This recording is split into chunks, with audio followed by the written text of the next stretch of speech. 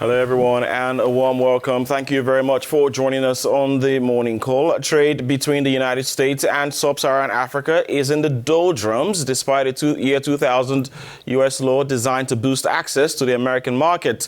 This was made known at the 18th Africa Growth and Opportunity Act, AGOA Forum, currently taking place in Abidjan, Côte d'Ivoire, with representatives from 40 countries. According to figures compiled by the U.S. agency USAID, trade quadrupled in value from the year 2002 to 2008, a year when it reached $100 billion, but fell back in 2017 to just about $39 billion. The AGOA Accord provides 39 sub-Saharan African countries duty-free access to the U.S. For about 6,500 products ranging from textiles to manufactured items. Ruth, I'll let you take it from there. And this 18th AGOA Forum, which closed yesterday in Abidjan, had amongst its objectives, as its organizers announced, to boost trade between the United States and sub-Saharan Africa, which fell short of expectations, but also to take stock of the various advances and shortcomings of this partnership, which aimed to industrialize the 39 countries of the continent that have ratified this agreement. 19 years after its launch, who really benefits from this loan growth and opportunities in Africa? Our expert of the day agreed to give his opinion. Indeed, and here we go. We have with us now Elhaji Alioune Diop. Elhaji Alioune Diop is a professor of international economics. Elhaji Diop, thank you very much for joining us this morning from Dakar. A warm welcome to you. To begin with, AGOA is now over 20 years old. Do you think Africa has benefited really from this program? Yes, thank you very much for your question. Unfortunately, some African countries have taken advantage of it, but others have not. Those who have benefited are mainly countries in Southern Africa, like South Africa and Mauritius. Countries like Kenya have also benefited, but it has been noted that French-speaking countries such as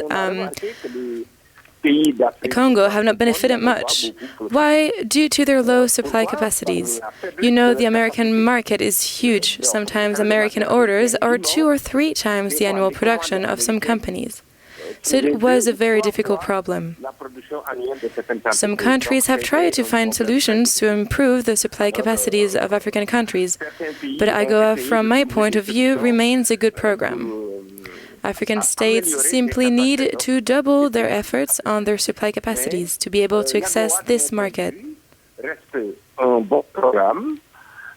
Il faut simplement que les États africains mettent un peu de contraintes sur leur capacité d'offre pour pouvoir accéder à ce marché. AGOA only targets sub-Saharan African countries. Does it pose no competitive threat to the United States? AGOA is an American law. It is the United States that decide which African products can go in without paying customs and puts no limitations. The American market works the same as the textiles in European countries. There are multi-target agreements in the textile exports. In other words, the developed countries do not allow its market to be open, because if it's an open market, then China would saturate everything. Where Asian countries want to supply everything, so are the Americas and Europeans. So they put barriers on textile products, removing barriers for Africans in the American market, deciding that this is for Africans and for no one else. In this case, they mean the south of Sahara.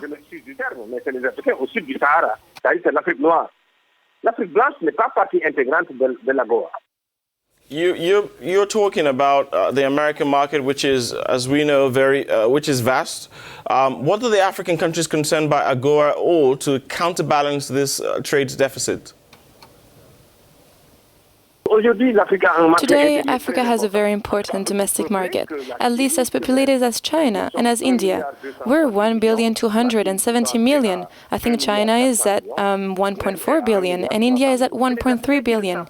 It is the Africans who do not know that their domestic market is as relevant market as others, and is a very good market.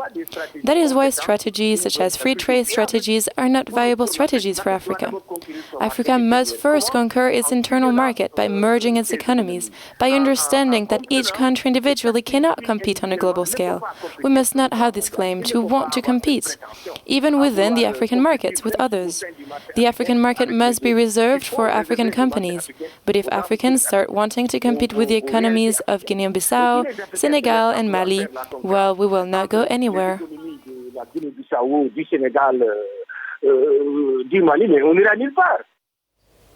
Professor Diop, I would like to thank you for your thoughts and insight. Thank you.